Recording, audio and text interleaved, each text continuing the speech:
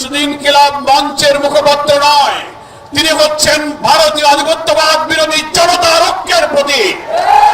আজকে কেন্দ্রীয় শহীদ মিনারে বাংলাদেশ একত্রিত হয়ে বলছে, বাংলাদেশের জাতিসত্তা অখণ্ডতা রক্ষার জন্য মৃত্যুবাহীন চেতনার অতন্ত্র প্রতীক হচ্ছে ওসমান হাদি।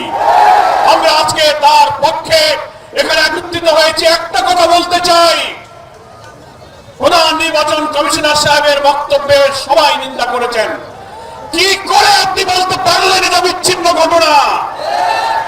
তফসিল ঘোষণার পরের দিন একজন জাতীয় সংসদ সদস্য পদপ্রার্থী বাংলাদেশের মানুষের চেতনার প্রতীককে প্রকাশ্য দুপুরে গুলিবিদ্ধ করা কখনো বিচ্ছিন্ন ঘটনা হতে পারে না।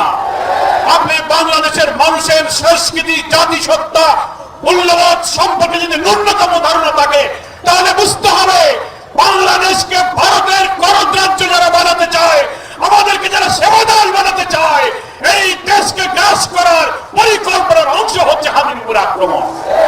এটা বিচ্ছিন্ন নয়, এটা একটা প্যাকেজ প্রোগ্রাম। আমি বিস্মিত।